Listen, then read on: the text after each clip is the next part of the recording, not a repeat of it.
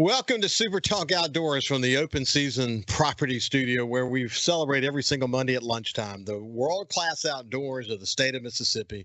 Because, as I say every single Monday, we live in the capital of the outdoors in America. Mississippi is the capital of the outdoors. It's December the 9th, 2024. What a great time of the year. My goodness. I mean, I just love this time of year. We got through Thanksgiving weekend. We had another great weekend. We're all spending time in the outdoors, at least those of us who are outdoorsmen and women. And I feel sorry for you if you haven't got the bug, if you don't like to fish or hunt or canoe or hunt or, deer, duck or turkey hunt or you name it. I feel sorry for you because, this is the capital of the outdoors in America. You should go one time and see why we're on this show so often talking about how much we love it and we speak about it so passionately. I hope you had a great time in the outdoors. I hope you did it safely. I end every show with talking about how people should not drop their guard. Too many experienced people drop their guard and they fall out of a tree stand or they forget to unload a gun. We're always going to remind you about that on this show. So I hope you're doing it safely. But we'll get into some of my stories. I had a great weekend over Thanksgiving weekend, and we'll talk about that. But I'm going to go ahead and pull my guest in, William McKinley from the Department of Wildlife, Fisheries, and Parks. He's head of the deer program there. And he's a regular on this show, and he's somebody I love to spend time with. He loves the outdoors. He loves what he's doing. What he's doing is important to the state, and he's a regular, on this show. So, William, how you doing, my friend? I'm doing great, Ricky. Glad to be here. So, man, you're hearing some good reports out there, aren't you? I am. Deer moving. Hunters are harvesting deer. We're already hearing a lot of processors are, right after Thanksgiving. I heard a lot of them were already full and we're having to put in a delay there before they could take more deer. That's a good thing. We need hunters harvesting deer out there. We want them in the woods. And man, hadn't the weather overall for the first gun season been great? Temps up here in North Mississippi, we've had several nights already below freezing.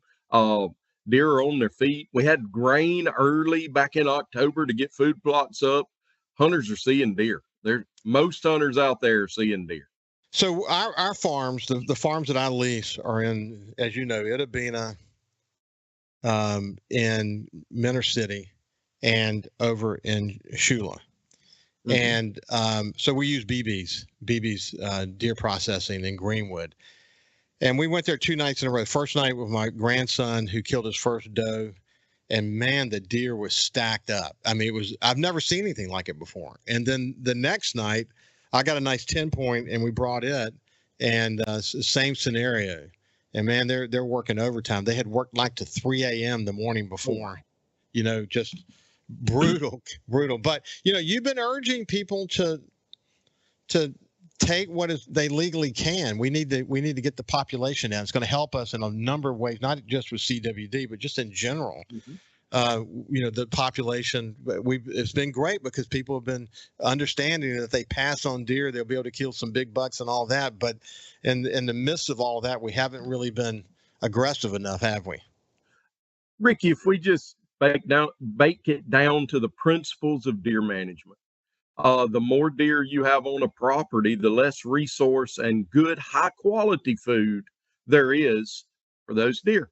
So when we remove some deer off of that landscape, it saves more food for that nice young buck to grow up and be a better antlered deer, for that doe to have more fat when she has her fawn and be able to produce better quality milk next summer. It's a long-term thought that, take disease completely out of the equation for this. Good deer management is keeping those numbers at a balanced rate with that habitat. And we need hunters in a lot of places, not everywhere in the state, but in a lot of places to take a few more deer. As I mentioned, I had the wonderful experience of being at the camp when my grandson Brody, his father's Keith Williams Jr., they were at our farm in Chula, and we this is a farm where we really are working to try to get the deer population down. If and when you come with us, I think you'll eventually join us. You'll help us with shooting some does on this particular property." But he went there, and he, we were in touch on text and whatever, and it all played out about how we thought it was going to play out. So he got his first deer and comes back to the camp, had blood on his face already, and everybody got to kind of ooh and ah. It was a big doe. And it was just a great experience. I've got a 243 that my sons killed their first deer with. I've actually killed a buck with it before. My nephews have used it. Friends have used it. It's a well-used New England firearm youth model 243, and he did as well. He's only 7 years old. But man, I often say that deer hunting is the mechanism that brings us together. It gives us an opportunity to come together. But what Brody's learning in that moment about safety, about conservation, the support of all my friends and family around him, man, I wouldn't trade anything for that. No. I'm blessed. I got a daughter that loves to go hunting with me. She's 17 now. We spent some time in the stand over the holidays as well. She got a deer as well this weekend, and we had bought her a new rifle this year, so she got her first deer with her new rifle. Not her first deer ever by any means, but so she was tickled. And that companionship, that father-daughter, that father-son, that however it may be there is such a tradition in our state, and it gets you in touch. We were sitting there watching, all the different things. We had some house wrens there right beside us. We were watching them, and then the deer walks out. We've got deer too far to shoot. When you put all of that together, it was a much bigger experience than shooting a deer. But then when I have that deer in the freezer, I've got it labeled as which deer they are. We eat a lot of venison at my house, Ricky, a lot. And when we pull it out, we will relive that hunt when we sit down to dinner throughout the course of this summer. And I'll remind her, this is the deer that you shot when we were there in Noxubee County. So it's an all year thing for us that live the outdoors. It's very important to us. It brings you together. And again, I mean, Brody's been hunting with his dad for years now, years, even before he could truly understand or appreciate, what he was doing. He just loved being at the camp. He just loved hanging around the campfire with us. He loved, going outside with me and picking up rocks and, walking in the middle of nowhere and seeing stuff and learning about corn growing on the ag field and soybeans and cotton and all those wonderful experiences. Like I give you an example. I had, iPhones now, they give you these memories all the time, and I've got the way I've got my phone set up on the home page. When you first open it up, I've got the memory page. It's got a little window that's got a memory in it, and it pops up and it will give you a video. Everybody has this, but I have it delivering that to me every single day, a different memory.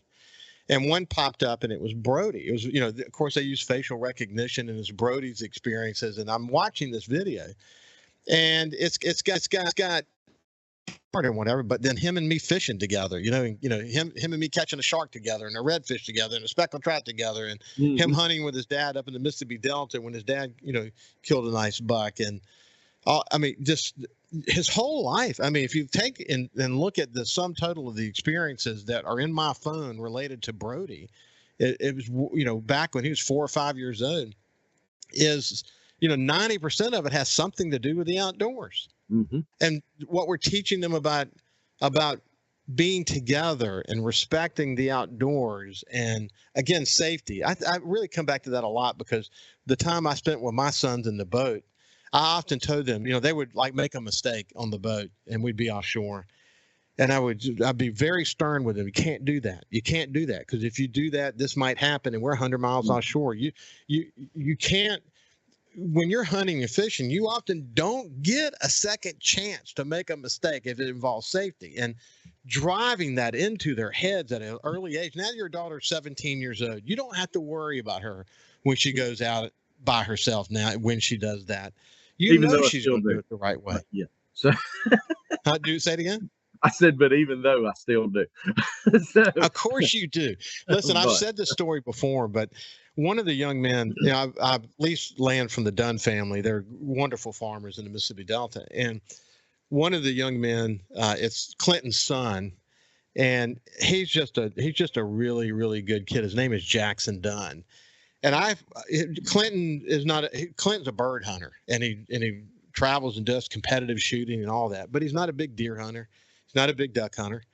And for a couple of years, I took Jackson hunting. I love to take kids hunting. And Jackson would come in and load his gun in a very specific way, and he would be very safe about it. And when the hunt was over, he opened his gun up and took the bullet out and put it back into a specific box and put it back in exactly the same place in his backpack. And I mean, I was blown away with whoever taught this kid how to do this right. They should be very proud because, that's the way we do it. And as they get older, we know we can rely on them to do that very carefully. When we come back on the other side, we'll continue our conversation with William McKinley. We'll see you after this. Welcome back to Super Talk Outdoors from the Open Season Property Studio. Listen, Open Season Properties is a full-service real estate company with a team approach philosophy that ensures your needs are of the highest priority, whether it's rural land sales, residential, or commercial properties. Open Season Properties markets and sells real estate in Mississippi, Louisiana, Arkansas, Tennessee, Alabama, and Georgia. And they're dedicated to the development of long-term client relationships and unwavering commitment to service.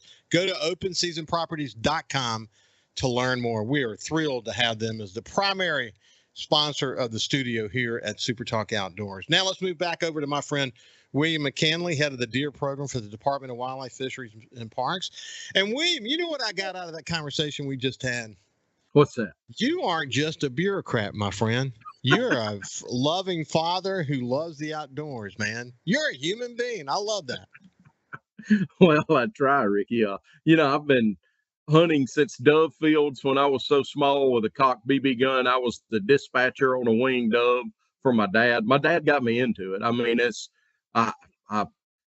he was taking me when I was big enough to walk. I got my first deer when I was 7, sitting in a brush pile using my uncle's 20 gauge and buckshot, sitting there with my dad. It was a spike.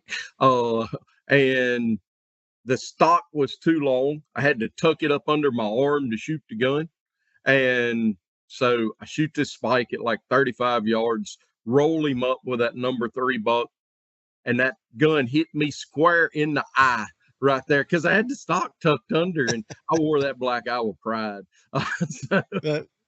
That's a lot of people have that story to tell after their first time. In fact, I was telling my son-in-law, who is such a good father to his kids and a great husband to my daughter Tori, but I was telling him on the way there, just giving him a few pointers because this is the first time that Brody will have actually fired the gun, and so, they've been doing a lot of target practice and that kind of stuff. So, Brody has a sense of he knew what to do, but the kick of the 243 was going to be something that he may or may not remember. And in fact, he didn't remember. When you watch the video, it kicked pretty good, but he had literally no knowledge that happened. But I said 2 things Keith, I want to make sure you don't forget. And he can miss the deer, but don't forget this. The first one is, do not let him put his face too close to that scope, because when he fires that thing off, it's gonna kick, and you don't want his first impression with that gun to be that it nailed him in the eye or in the face. Yeah. The other thing is, don't sit too close behind him. A lot of you've heard this story many times where the father is sort of cradling the child as they're shooting, and they don't give the kid's shoulder the rebound that it needs, and they break their collarbone. I said, so don't, whatever you do, sit back, let that just kind of play out, and the way that it's going to play out, and you'll be. And I watched the video. He actually had his hands on his side, had the video playing, and he was way back away from him, and he actually missed the first time. And as deer can do, they weren't sure what happened. And this particular dove, instead of running away, it ran actually toward them and turned broadside. It was like divine intervention. And then, of course, in the video, Brody says, I don't want to shoot. I don't want to, because he didn't want to miss again. He said, it's okay. His dad was so calm. He said, it's okay. It's okay. Just we got another bullet in. We put it in. And he was really calm with Brody. And Brody, he said, "Do you have?" He said, "Yeah, yeah." He reaches up and once Brody's got him in the he cocks the, so it's single shot, youth model, and he said, "When you're ready, you can shoot." Bam! And the gun goes off immediately, because Brody had him, and he hit exactly where he was aiming and dropped it, and it was just a great celebration. But yeah, man, a lot of people on their first. I've seen some grown men who have forgotten to move their head back a little bit. You get in the excitement of the moment, they get nailed. You've heard that many times, haven't you? Oh yes. So, well, what about the season this year? What is your place looking like? What does the acorn crop look like on the properties?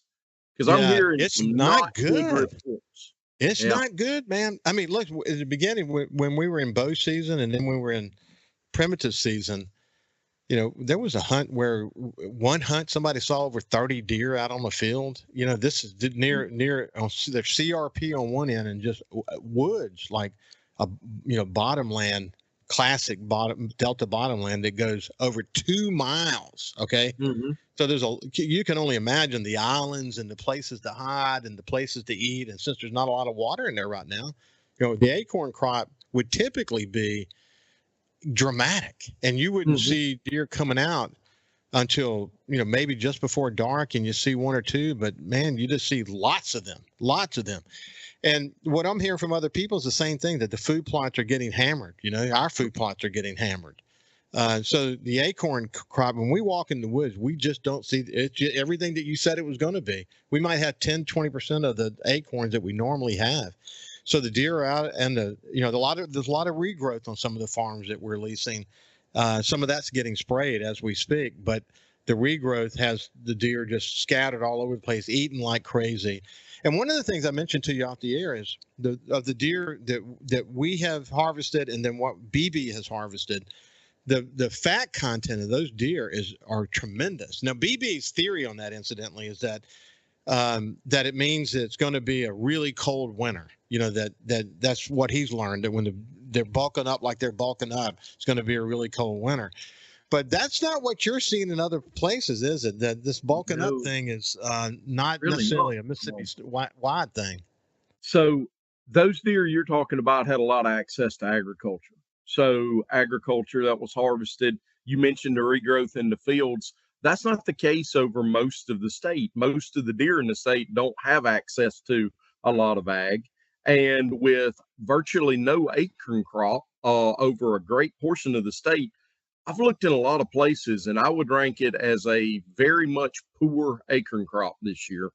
That's what typically is putting fat on them. So around October, deer will go through a process where everything they eat, they begin to start storing fat. They don't store much fat in summer because it would make them too hot down here. But around October, their bodies start to shift and everything they're eating. So even a deer that is much smaller than average body size for that area would still start putting on fat. Then they start using that fat shortly before spring green up. So we're already getting reports of deer with yellow fat. That shocks a lot of hunters when they clean a deer. But what that is when deer are accumulating that fat, it's snow white. It's just what you see when you open those deer, thick layers of fat on the inside and on the rump, and it's really white. It will start turning yellow whenever the deer starts metabolizing or using that fat. We shouldn't be seeing that this early. And I was getting reports of that in November, even, of deer already metabolizing it because there's not the acorns there to keep accumulating it this year. So deer are moving. They're moving a lot. Hunters are going to see a lot of deer throughout season, I anticipate. That's definitely been our experience. That's for sure. And you know what that means? That when you get to rut, you know how bucks wear themselves down during the rut. Mm-hmm. If the majority of the deer don't have access to the ag land that I'm telling you about, and they are getting into that beginning to metabolize fat already, and then they go to rut, can you imagine some of the poor bucks that we might be shooting in January, for example? Yes, and there's been some research showing that if he gets in bad body condition this year, that's going to carry over to antlers next year.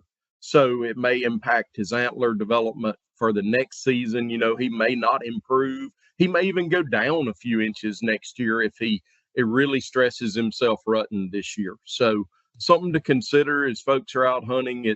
And one of the key things to help that is to take a few more does off that property.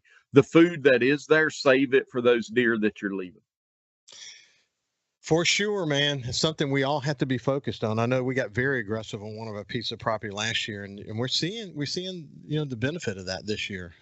Although along the edges, we're seeing some new does start to drift in, and probably on that piece of property, we'll be by the end of the deer season, we'll probably be taking some more does off that piece of property. You as you pointed out to me on many occasions, you got to make that an annual commitment. It's not a one and done kind of deal, is it? That's right. Every year we try to manage a deer herd for the lean years, and then they're that much better during the great years. This is going to be one of those lean years. And Ricky, let's just say you're taking does. A lot of people want to wait and go, well, I'll take my does in January after the rut. Okay. Well, if you shot that deer and she's eating about 7 pounds a day, okay, roughly, that's going to be an average for an average sized doe. You harvest her in November versus January, 60 days, that's 420 pounds of food that you just saved by harvesting her 2 months earlier.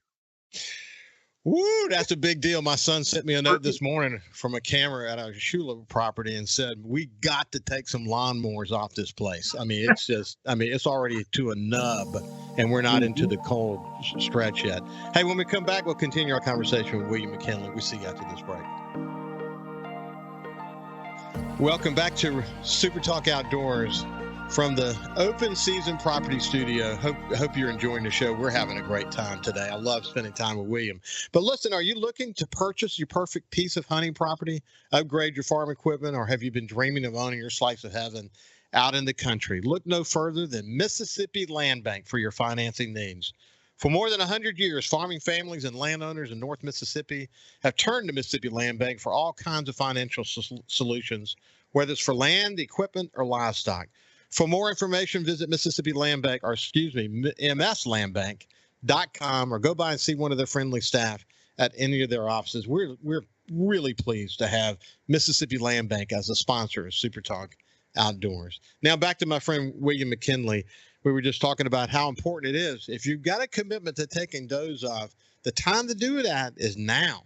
Because if they're 7 pounds a day, I think you got to repeat that. That's a lot. It is a lot. So just if you take her in November versus waiting to January, you're looking at over 400 pounds of food saved on the landscape for other deer out there. And when you talk about food plots that are already a couple of inches tall because they're getting hit, that's huge. Multiply that over, you need to take 10 or 15 does off that property. And you start looking at the tonnage you're saving on the ground for that 1-year-old 6-point to be eating this year to help him make it on through on a lean year. So very, very important. Those does, that body weight's going to drive that antler size later on. And hey, you and I have had this conversation before. You don't necessarily have to see a camera survey to be able to tell someone or advise them what they should do. So let's just say someone has 250 acres of really good deer habitat. Let's say it's, CRP and a good mix of a lot of stuff, but lots of bedding area and whatever. And they come to you and say, look, man, I got 250 acres. I'm not seeing as many big bucks as I'd like to see because I got a lot of does. As you know, big bucks don't like a lot of pressure. You've got a rule of thumb that you tell people right off the bat, don't you? And it varies based on the region of the state. So down there where you live around the coast, it would be less does harvested per acre. But up there in the Delta, it might be more. And then even in the hills adjacent to the Delta, it would be even more. So we may have some properties harvesting a doe per 20 to 25 acres.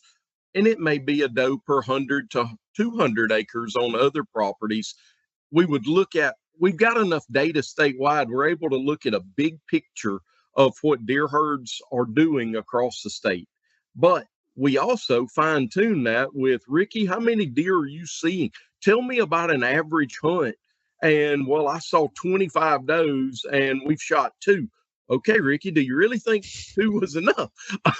So we also bring it down to the exact locality, because on smaller acreage, and I'm meaning smaller being less than 1,000 acres, what your neighbors are doing has a big impact on your deer herd.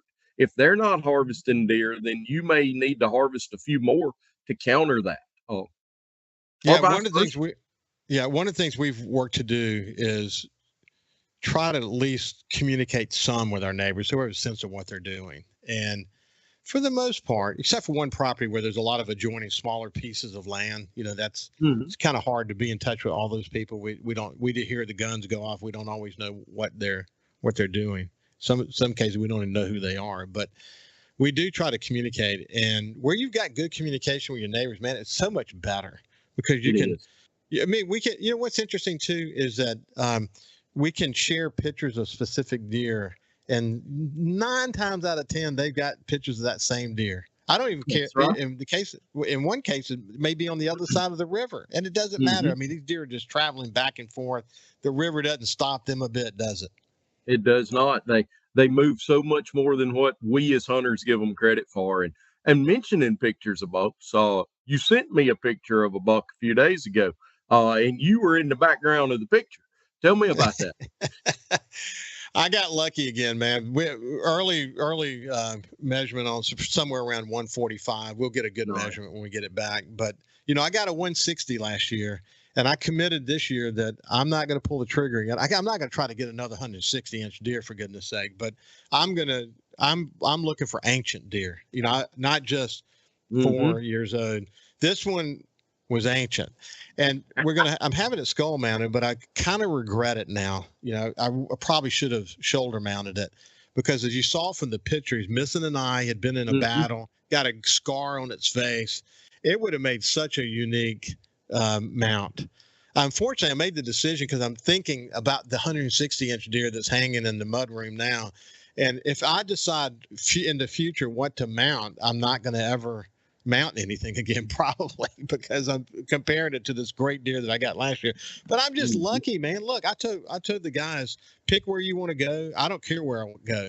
I never care where I go. We had a picture of this deer on one particular plot, and one of my closest friends, Mark, went there to hunt, and I was just hoping that he would get it.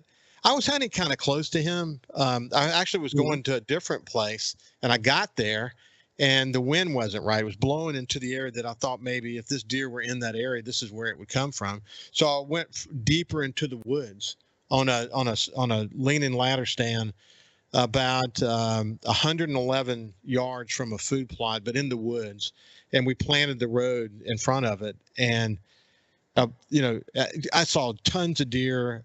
It was just amazing, and I didn't care if I shot anything or not. And then this doe comes out and just stands in the road, looking straight ahead. But I could hear it. I couldn't move.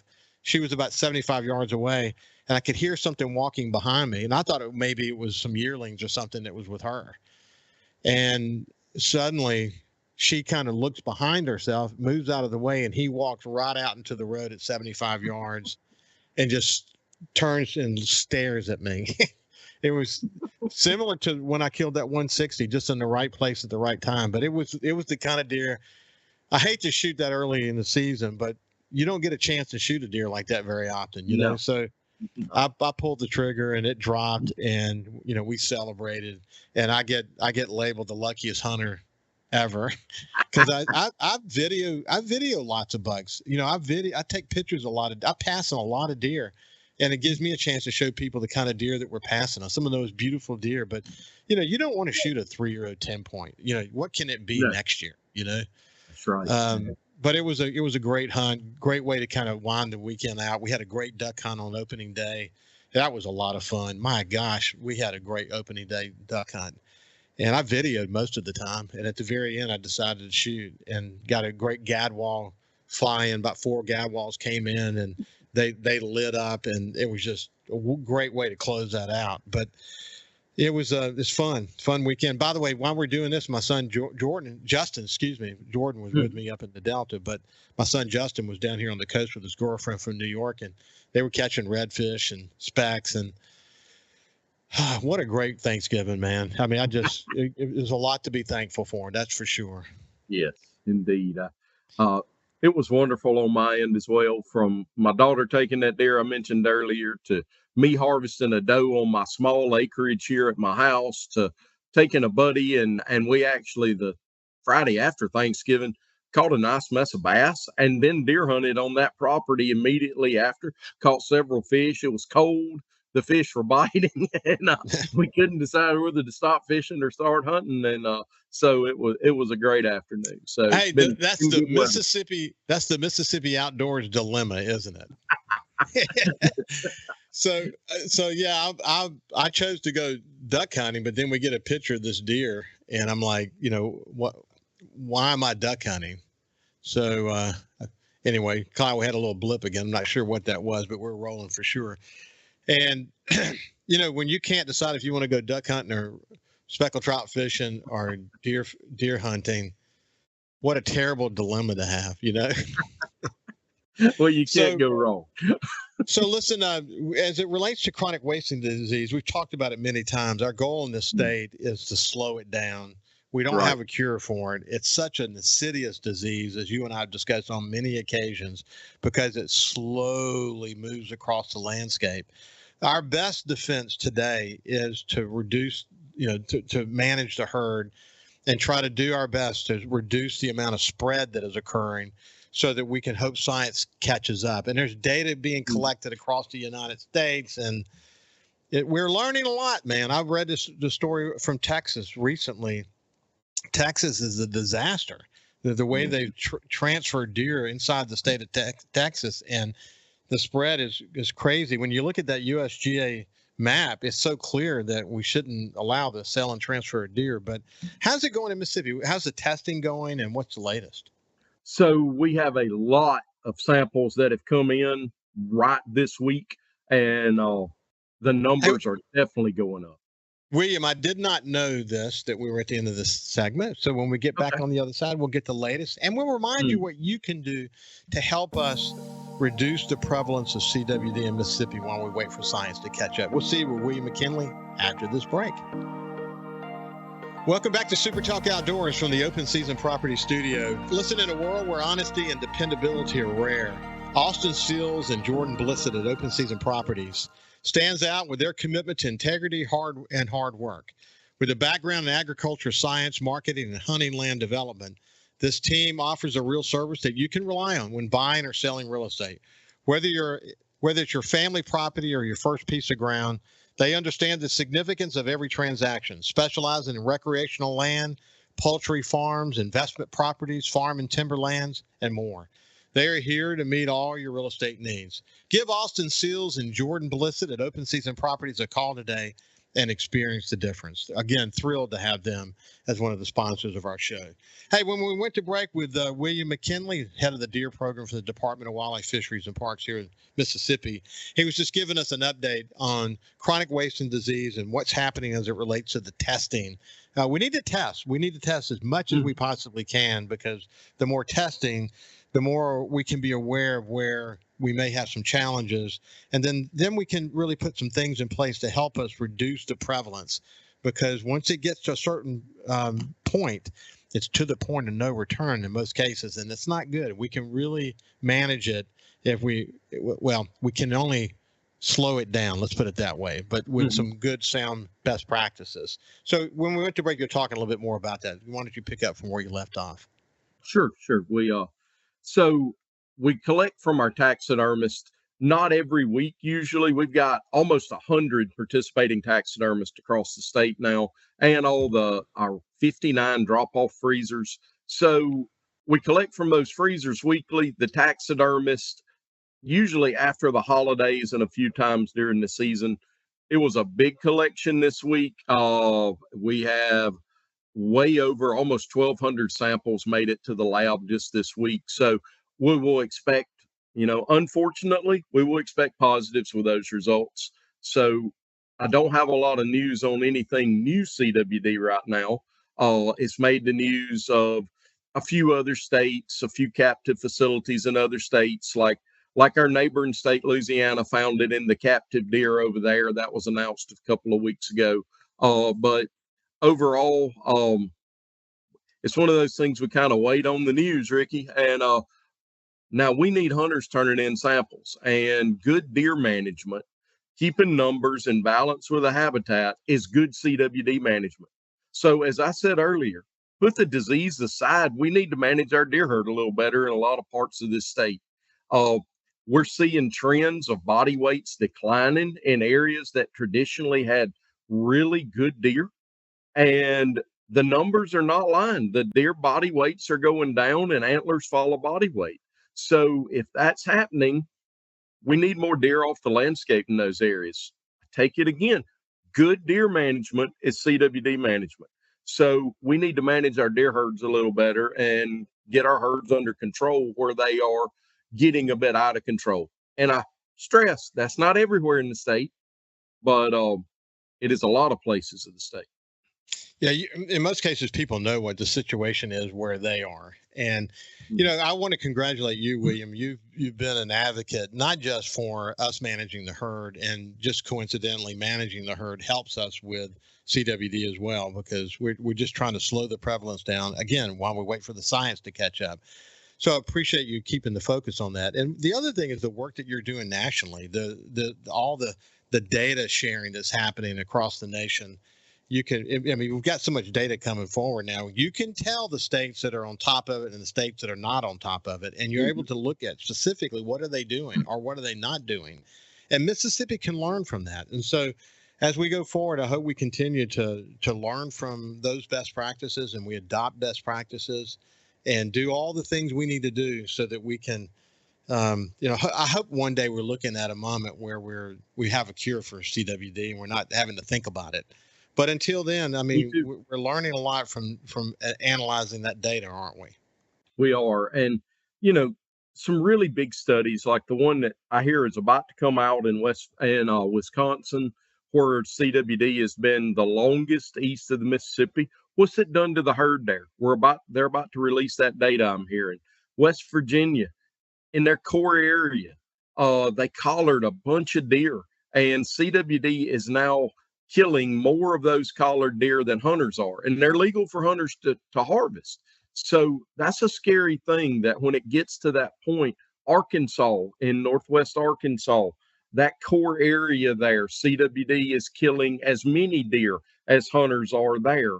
And these are smaller areas, but those areas are steadily growing. So we want hunters to implement those measures. We got to find it early, implement some measures to not let it get that bad.